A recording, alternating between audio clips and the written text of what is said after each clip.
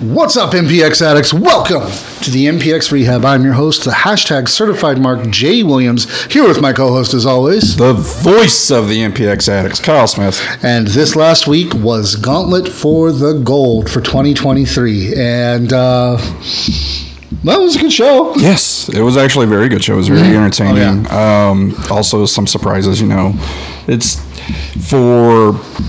used to only having 4 big shows a year. It seems we're getting one every month. And they've been trying that for the past year and a half.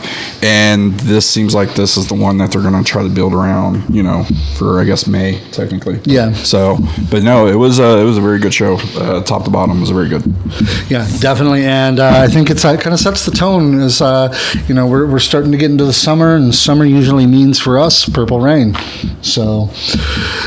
all right, so the first match of the night was a fatal 4-way of Dylan Cavens, Slim 7, Jet Black, and Mr. No Cap, Carlos Diaz. Yeah. Super great way to start this show. This match was amazing. It was something that on paper it's like too good to be true, and they're going to live up to the hype. They exceeded it and did very well. The chemistry all 4 had with each other and the very fast-paced styles they all tried to keep up was very good. My first time seeing Slim 7 and sold. Love that kid. There for the show before. Very, very impressed with him. And I figured I would be, given, he's been embraced and endorsed by Lance Romance. So when you have a backing like that and he's going to put his stamp of approval on you, you're obviously somewhat talented. So finally seeing him live was amazing. Jet and Dylan, we both love. Carlos is getting there. Definitely one of the best heels right now. They have made that very clear and established that he is a good heel. Oh, yeah. So I thought this match was just going to devolve into, nothing but everybody ganging up on Carlos. And it did at first. The first 5 minutes. Yeah, I was going to say, it's like, that's to be expected because, it's 2 teams, or not 2 teams, 3 guys that he has fought against in the past few weeks, and not had great relationship with. Yeah, but no, this was, like I said, it was really well. It was one of those, again, I was afraid it's just going to be one of those, slick wins by Carlos where someone else hits something really cool and he throws them out and pins 1, 2, 3. And it almost was that way, but no, we went with the obvious fan favorite to the addicts, getting this win, getting this moment in Dylan, and I thought that was great. And honestly, with Slim 7 and Jet Black, they're also kind of fan favorites, and Carlos Diaz, he's doing his job as a heel, definitely. Yes. It's like I'd say that, Dylan is definitely, of the 4 of them, the fan favorite of them. Yes. Which... given this match, that's a high bar to clear. Yeah. And so he's got the ups to do it. Oh, yeah. He's the smallest one, but he's, got the ups. Oh, yeah. But, yeah, that match, again, very good. Definitely up there with match of the night. Also, maybe match of the year when we start looking at those later on. Yeah. But, yeah, this match was very good. And like I said, to me, that is a great match. When you have a card that's this good, that's probably one of the best ways to start. Definitely. It didn't really stop being awesome after that because then we had the return of the boy band behemoth Mikey B with Sammy. Congratulations again, guys. But another return. Yeah, I know. Technically 2 returns. Yeah. Yeah. There was 3 returns in that one match. Wow. But and he came out and was facing off against the bear fighter Dmitry Alexandrov. Well, it was an open challenge. Dmitry just happened to be not busy, I guess. Yeah, I guess the world to do it. Yeah, no, he's done with Russia. Yeah. Remember, he's from Austin now. Yep. But no, it was great to see Dmitry back. The addicts did not forget who he was. They were ecstatic that he was back. That pop was amazing. And it's always great to see him in action. It's still, one of the best. He's, taking time here and there to slow down a little bit, to heal up a little bit from all the death matches and stuff because, he is deathmatch Jesus. Yeah. So, but coming out and against Mikey and did very well. It was something that was, maybe it's because we haven't seen Mikey as much as we used to, but he seemed really good in this match. Like, he seemed on. He still has the ugly-ass leg lariat, but it was still good. I think my problem is I know he's trying to do leg lariat and it just looks like a spin wheel kick. Just do a spin wheel kick then. Yeah. Like it bothers me. And I know I'll have several people tell me that I'm wrong, and I probably am. But as my fan eyes, it is wrong. It's like they're telling you you're wrong, but the thing is, it's like you're watching from a fan's eyes, so therefore you're not. And then the thing is, though, it just looks weird. Yeah. Like I said, if it was to be a spin wheel kick like X-Pac used to do, or Jerry Lynn, cool, because that's almost what it looks like. But he extends it like he's trying to do the D'Lo Brown leg lariat, and I'm just like, that's not. Work on it. And then the one thing I really loved that he used to do that he didn't really do anymore is that. Oh my gosh, that was great, but we haven't seen that in forever. Yep. But Dimitri coming away with a win on this one, but that wasn't the end of the night for Mikey B. The Red Death came for him, as you put it. Yeah, Red Death came, and Red Death claimed Mikey. Red Chambers coming out. MPX's Sting, avenging all the wrongs that has happened to him. We just don't have a rafter for him to come down through. Can you imagine the Red just coming through the ceiling? Just falling through the ceiling onto Mikey? Come on, that'd be good. We'd have to have a raise the roof too. Oh my gosh. I don't know if the person who did it the first time would come back and do it. So probably not, yeah. But, I mean...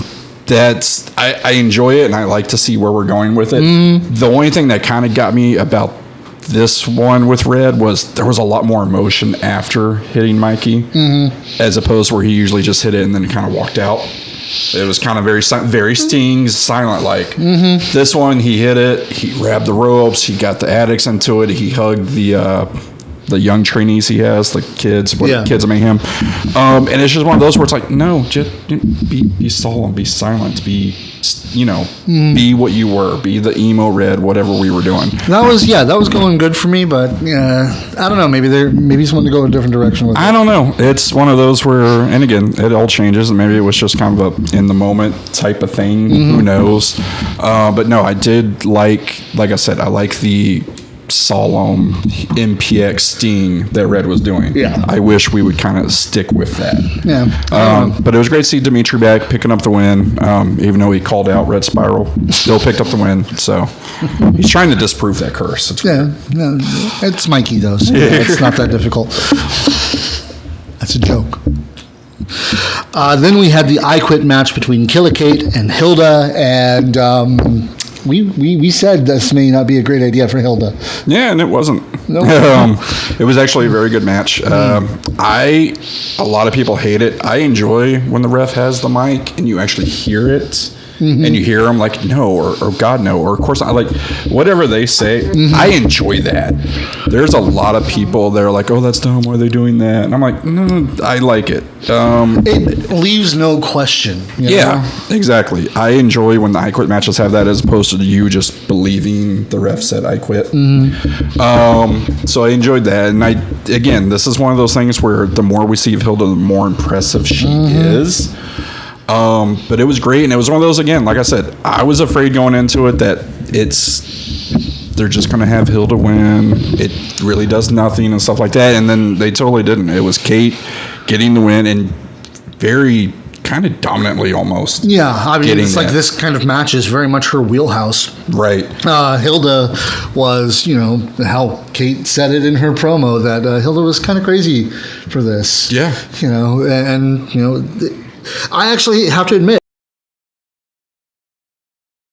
surprised by the outcome, because that wasn't exactly what I was expecting to see with, this match. Just goes to show I don't actually know what's going on with the booking. Yeah, this match shocked me. The next match we'll talk about, kind of saw coming. Didn't want to, but kind of saw it. But yeah, this one, Kate winning did shock me because, like I said, I figured we were just building Hilda up to be kind of unstoppable, get all these big wins, stuff like that. Yeah. But again, great match, and I love the finish. It was where they were at the turn post and everything like that. That was beautiful. Yeah. The turn post and the kendo stick, great. I Quit matches aren't just submission matches. You can put them into anything, and as long as you make them say I quit. It was. I was trying to remember one. There was one where they brought like mechanical stuff into it. I don't remember, but I know there was the JBL and Cena one where Cena was about to throw like stairs on or something. And she was like, all right, I quit. I think Eddie and JBL had one like that too, very similar. Yeah.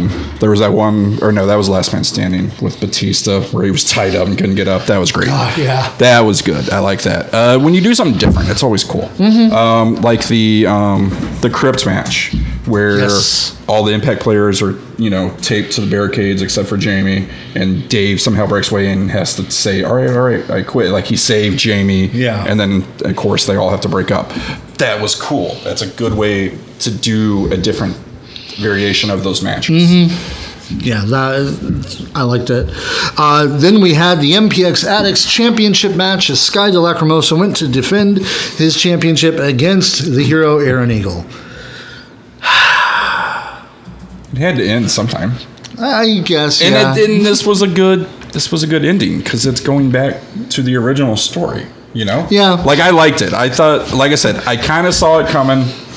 It was one of those where to me, it was a good story build up to take the title off of it. Yeah. As opposed to just if he fights someone random and then loses. It wasn't Rey Mysterio's title run. Yeah, exactly. So it wasn't just, random cash in. So that, lasted 2 months. Wesley Crane, James Johnson, and a car battery. Oh my God, that one too. Yeah. Oh. See, that was a good one. Yeah, poor Gigolo. Gazark. Yeah.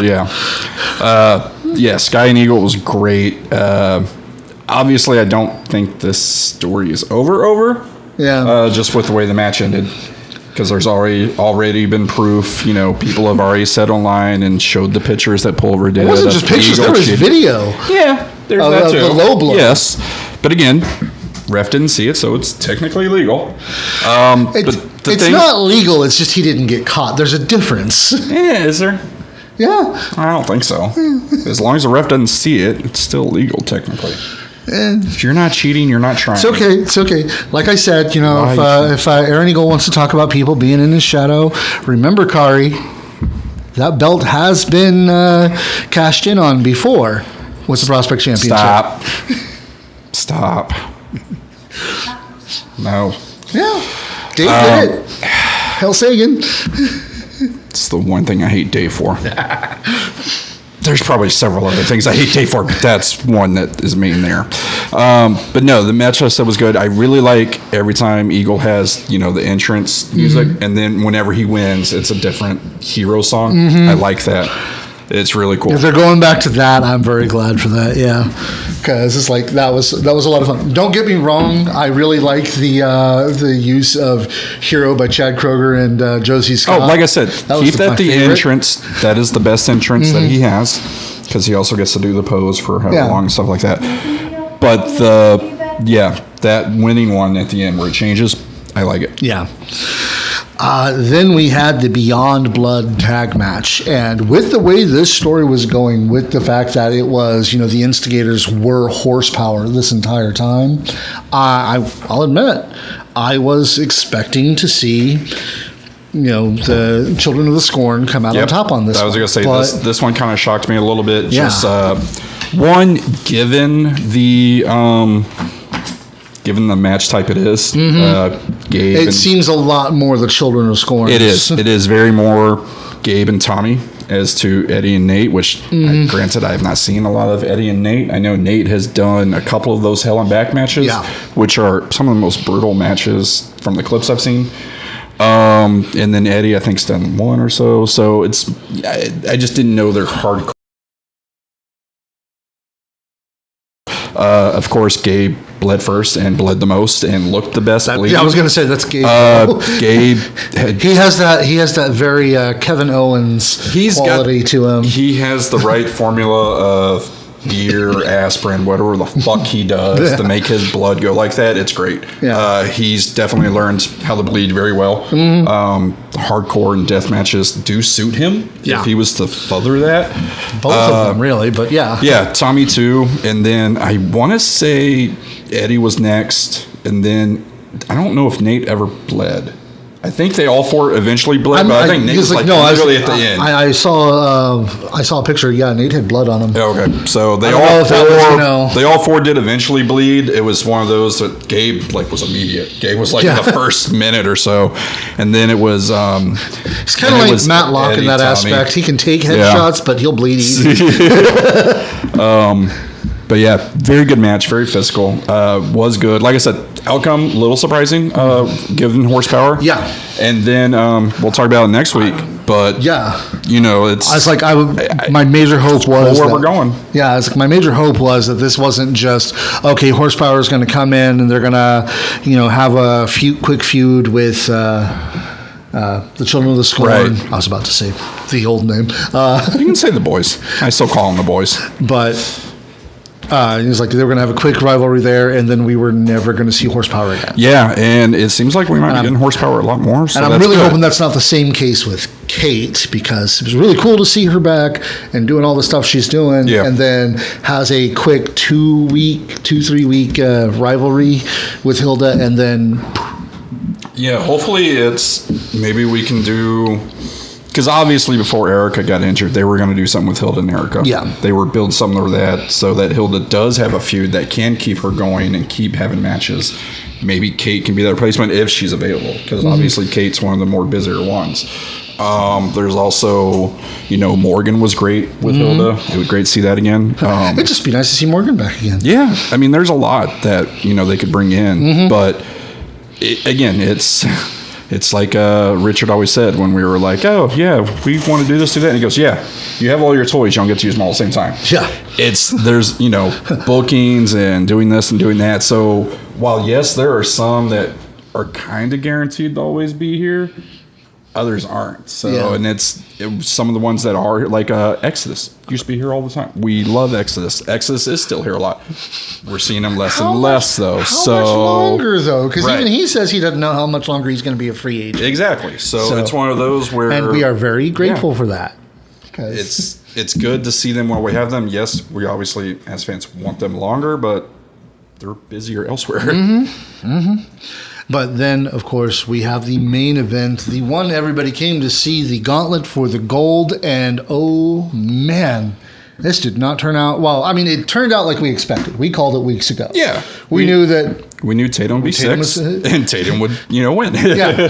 But the rest of that match, didn't call that at all. I thought Demo was going to be the hero or Shimbashi. Yeah. But no, the hero of the match, and I'm not even saying just like the Iron Man. I'm talking... It was performance, crowd, everything. The Tommy Becker proved that he is one of the best, that people have forgot the Tommy Becker and how good he is. Yeah. Two-time MPX champion. And yeah, with the way it led up to Fight One Survive, it obviously looked like Shimbashi was kind of going to be the chosen one, going through the entire green team and everything like that. Yeah. Then last week before this, 2 weeks before this, Demo standing tall with the title at the end. Looks like, he's going to be the chosen one. It was one of those where you didn't know which face they kind of were going to make the hero of this match. Yes, we all kind of knew Tatum was going to win, but we didn't know which one is he going to be. Is he going to be Shimbashi or is he going to be Demo? And then so we get to... Like a dark horse, Tommy Becker comes in and puts on the, night of his life with this. Exactly. And like I said, was amazing. Again, people seem to have forgot just how good Tommy is. And that match, he said it in his promo. People kind of forgot. He's going to prove why he is the Tommy Becker.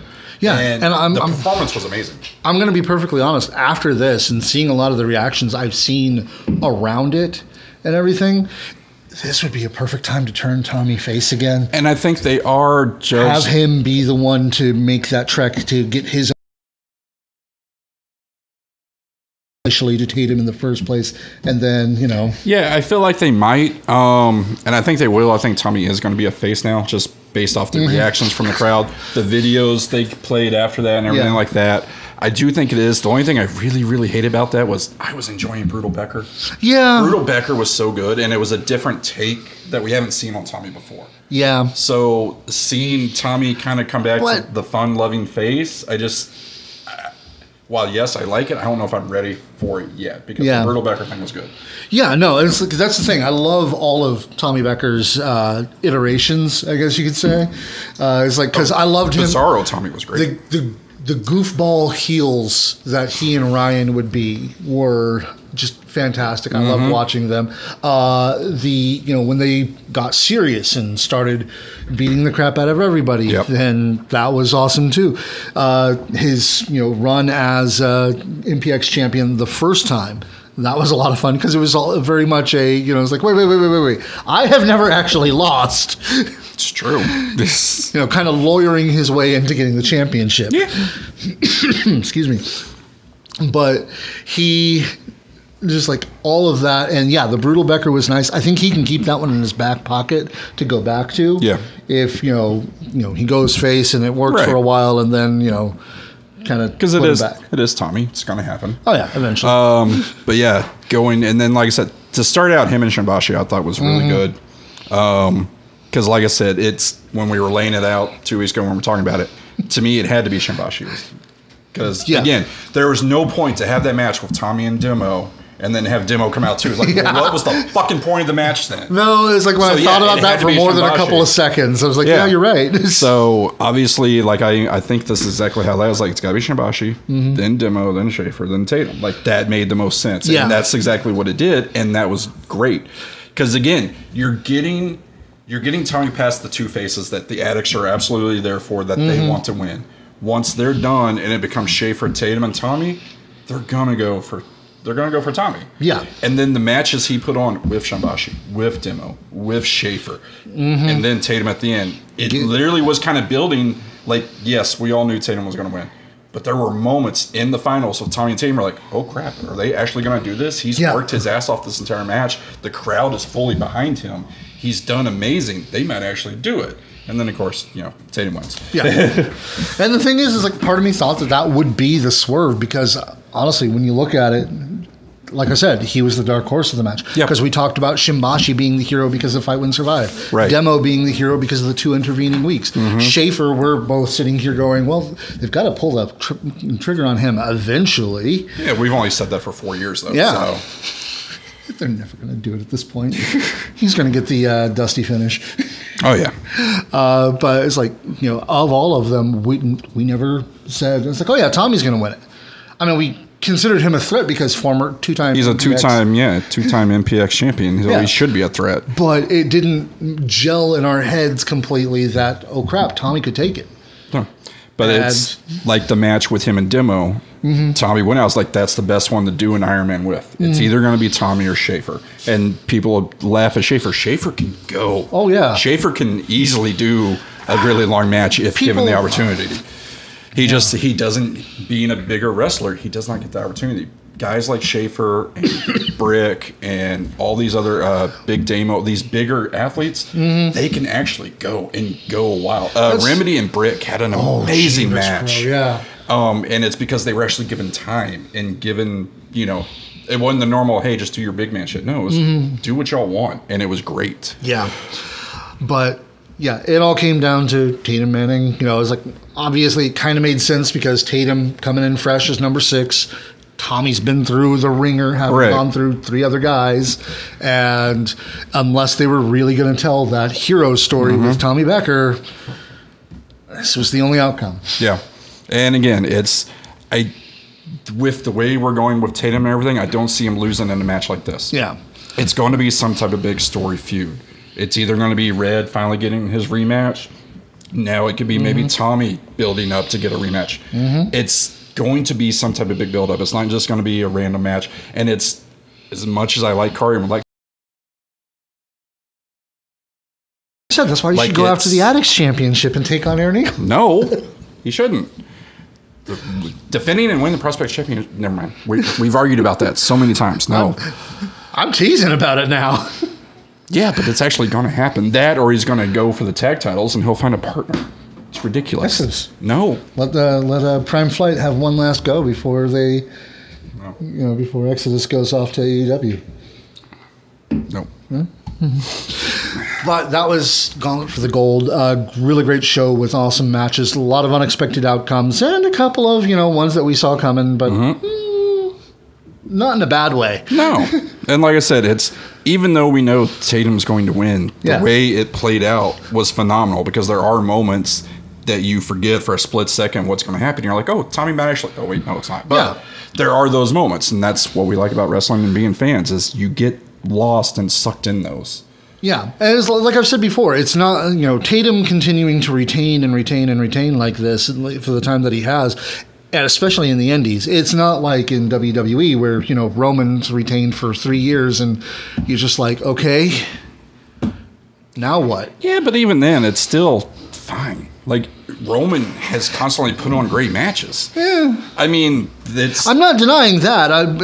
The storytelling side of it. I have no problem with it. And like, I was one of the few at Mania. I was ecstatic with the Roman winning because now we get a build.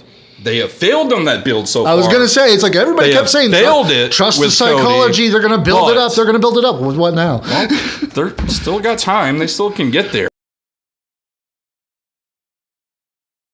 Roman Cody next year. A full long build, maybe. I don't know. We'll see. And it could be the same thing with Tatum. It could be a full long thing to Red for a year or something. Who knows? No, and that'd be fine. It's like give him the full year with the belt. Hell, I think he's now past Dave. Okay. As longest reigning. Maybe. I don't know. Because he got it at Dave's the longest the Purge. Reigning. What? No, he hasn't beat Izzy. Oh, yeah. Oh, okay. Old, yeah. Yeah. Okay. But it's like, Dave, he's had it since the Purge last year. Dave had the record for the new building. Yes. Okay. And even that has an asterisk on it because, we had to stop shows for a while. Had to bitch about it. I was going to say. That's right. So, it's like, I think, has he surpassed Brent yet? I don't think so. Tatum's only had it 5-6 months, hasn't he? I'll be honest, I don't remember exactly when the Purge was last year. Yeah, the Purge is coming up. True. So we'll see where that goes. Which, is the Purge the same day as Leva's here? Is that the same date? The 3rd? No. Yeah. That'd be interesting. Anyways. No, it wasn't the Purge that he had it since. That's when Exodus took it off him. Yep. That was the old Cliff Street fight. Yeah. I don't know. Anyways. Sorry, I haven't slept much the past 2.5 months now. And I've been dying for a week, so it's fine. Yeah. Okay, but this week we're going to have Bend the Knee, which Facebook loved to send me a reminder that I say, hey, an event you went to last year is happening this year. Like, what? Oh, right, they have named this before. Yes. Because it's been Exodus. Yeah. But the matches that we have, lined up here, I'm actually really interested to see because, like, one of the matches definitely, goes to push the idea that Tommy Becker is going face. Yeah. Going against his fellow Hollywood brethren. Mm-hmm. It's like we're gonna see a debut, and we're gonna see. It's like somebody said that this debut is going to be Rookie of the Year, so we'll have to see that one. It's coming high praise from a former Rookie of the Year himself. Yeah. So I guess we'll see. I did not. I'm assuming it's a student of MPX. Yeah, well, remember, Rookie is trained at MPX, debut is trained elsewhere. So, yeah. Yeah. So has Tatum. He gives amazing matches, acknowledge. Yeah, acknowledge the MPX champion. But, yeah. Speaking of that debut. Blocked again. I was going to say, he's never going to see it anyway, so I don't see the point. Somebody clip it and send it to him. That's how most of our shit gets in trouble. Yeah. Shimbashi will be taking on the debut I was just talking about. Go ahead, say it. Kaimi? Yeah, go ahead. Try it. I think, maybe. Kami. It's like, looks Hawaiian, so, it could be Kaimi. I don't know. I don't know how it's supposed to be said. We'll find out on Saturday. Will we? Because we said Caven's wrong a lot before, so. True. Just because we hear it once does not mean we will remember and say it right. Yeah, but like I said, we've had a former, MPX Rookie of the Year tell us that this is this year's Rookie of the Year. So definitely looking forward to this. See if he's going to live up to the hype. And he's taking on Shimbashi, so that's already. So it's probably going to be a good match, obviously. Because Shimbashi, two young guys going at it, and then it's one of those where I guess heel because Shimbashi's kind of face now. So. Probably, yeah. Yeah, I don't know. Tatum has defended it, or Tatum has been champ for 216 days, so he has beat Dave and Brent. Okay. He has not beat Kirby or Izzy, which are kind of old building statistics, but. Okay, cool. Thank you very much, production, for that. And another, math is bad, but 75 days or so, he'll have it. Yeah, about 75. And I easily see him surpassing 65. That. 64. There we go. Kaimi is Hawaiian. Kaimi? Okay, thank you. Jesus Christ, Chris. There's a win percentage if you want to do that, too. Yeah, I was going to say, that's a hell of a statistic to grab. I'm not good with math and numbers, so that just blows my mind that people actually do that. Well, okay, it's of the year. We're still in the first half of the year for now, so. We're almost at the half. Yeah, I know. In 5 more days, we're half. Ish. Okay. Again, math. I've been dead for a week. Leave me alone. It's more the end of the month than the beginning of the month. That's the end of the month is where the half is going to be. It's going to be a good match between two young guys. One making his debut, which is next to the Golden Boy. We haven't had a rookie, have we? I mean, kind of, sort of. Who? Yeah, Paulie never wrestled before. Paulie Paparazzi. Okay, You've never seen Paulie Paparazzi in a ring before. Paulie Paparazzi is a rookie. Yeah. But we're seriously doing that, aren't we? Yeah. He's going to be part of Rookie of the Year? Yeah. Really? Yeah. Okay. He's not going to win it. Knowing our addicts? That's true. It's going to be the hat. It's going to be the hat. It's going to be the fact that everyone loves him. But he's going to be taking on one of the contenders for debut of the year in Demo Diamond on this Saturday. And that'll be interesting because, we've seen Demo versus Schaefer's versus Becker. And we've seen Demo versus a lot of really great wrestlers, but, this will be interesting to see. Yeah, it's going to be great because, again, we've seen how well Demo and Schaefer worked against each other. Paulie obviously being just kind of a mini Schaefer. It'll be interesting to see how it works. It'll be really good. And again, it's good to see two young guys get in there to really... It's always good to see younger people because then you get to kind of rebuild the roster. Because as we were just talking about with Exodus, we're not seeing them as much as we used to. Yeah. So when we get these people that are getting busier and leaving, we're getting these ones coming up and that are going to be kind of a mainstay. And it seems like Demo and Paulie are part of that. I won't lie. It's like, except for our rookies last year and everything, for a little bit, I was a little worried whether, what kind of fresh blood we were going to be getting into MPX and everything, because everything was starting to get, not stale, but we were starting to see the same faces. Right. We were seeing the same things, and it seems whatever relationship that wasn't there before is there now with some of the DFW graduates and everything, because we're seeing a lot more of them. That actually makes me ecstatic. It's the fact that we're seeing a lot more of the all-pro graduates. Didn't see, like, we would see them once and then be done. And we're like, and now we're seeing them and they're kind of our regulars.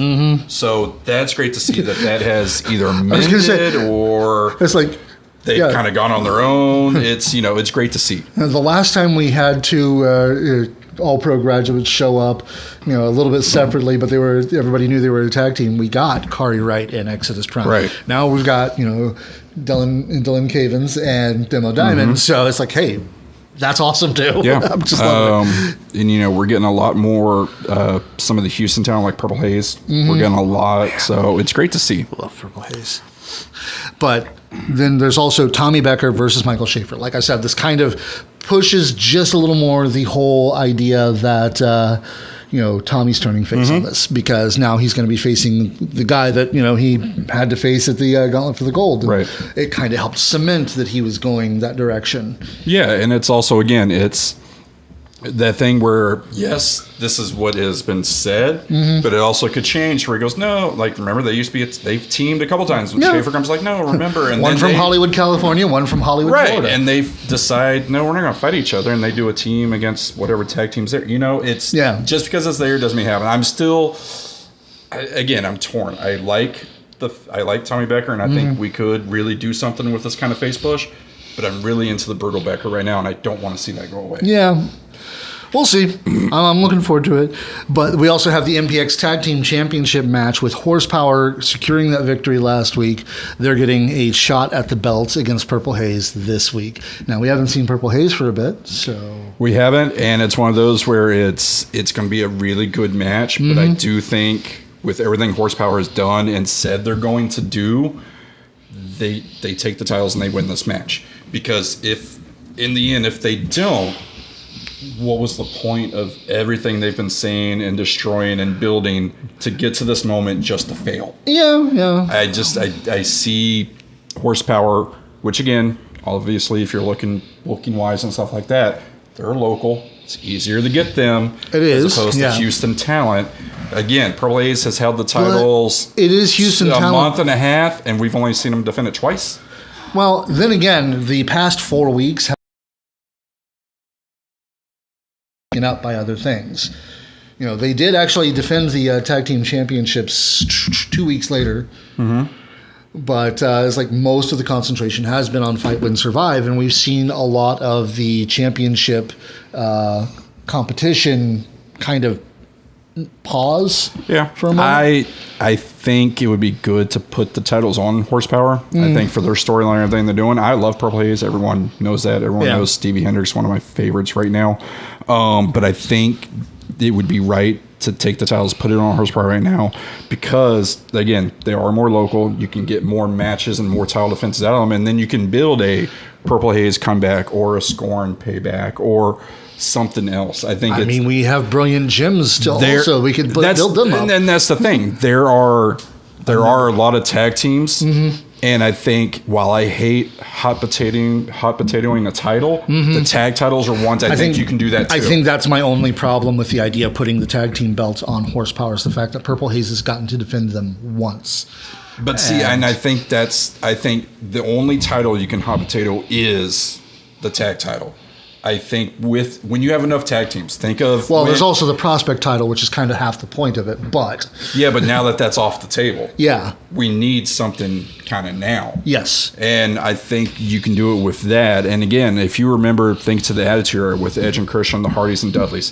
Trading it back and forth. Back and forth. You threw AP in there every now and then. You threw LOD. You threw the Headbangers.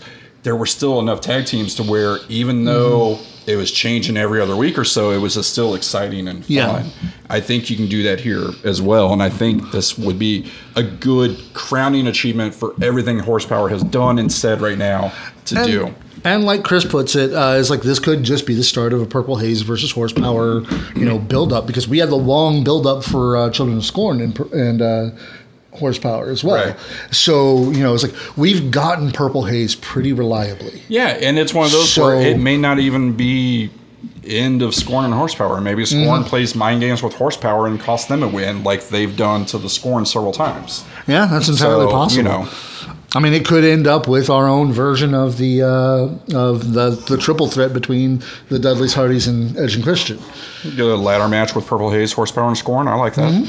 I'm good with that, definitely. But then we also have the MPX Addicts Championship match. Aaron Eagle will be making his first defense against Slim 7. Yes. Which, that'll be interesting, simply because, it's like Slim 7 has had 2 matches at MPX now, and he's already getting a title shot like this. Yeah, not since Red Chambers have we seen this fast. It will be good, because again, the different veteran experience and everything like that. Obviously, loving that Addicts title and not wanting to let it go just yet. Finally getting it back. And you got Slim, who's young and fast, and it's just going to go out there, and then it's going to be a good matchup.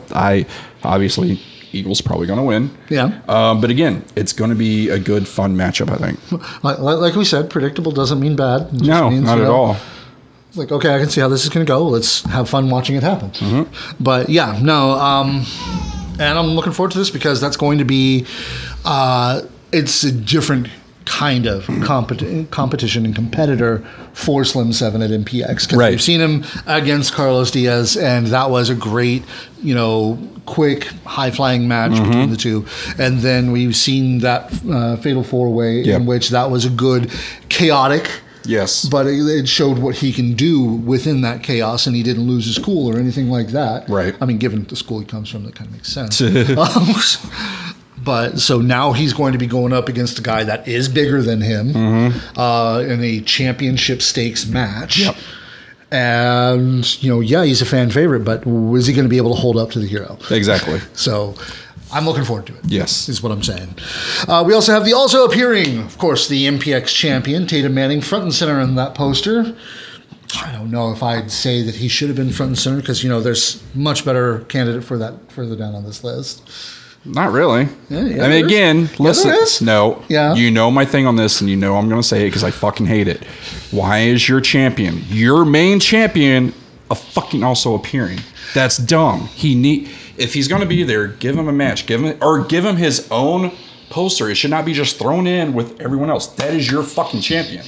I've complained about this before. That's a thing. It just, to me, it shows very much disrespect to your champion. To the guy that you're like, hey, you're our guy. You're our person. Hey, guess what, though? We don't have anything for you just yet. We'll figure it out Saturday. We're just going to put you on a poster with a bunch of everyone else. Like, that just, it seems so wrong. I dislike that. But he had center top billing on that one, so Oh, because you're center, it's okay. Yeah. Oh, okay. Yeah. When you can only fit it on the one poster. It's just like when you're on credits and you're a big name, but it's and featuring. It's okay that you aren't first because we put you at the end. It says and. Yeah. Fuck off. He has very strong opinions about this. If you get I do. It's the same as the title should always be the main event. But again, that's me.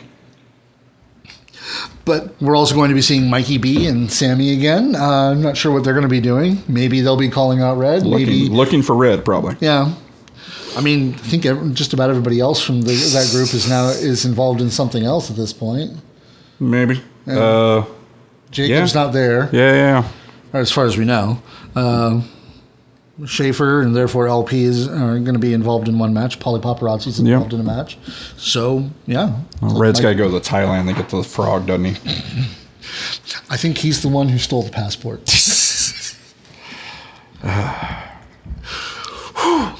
King Carter will be there as well. I really, really like King Carter, so that's going to be amazing. Yes. Whatever they put him into, that's going to be awesome. Just looking on the also appearance, man, Kane and Tatum.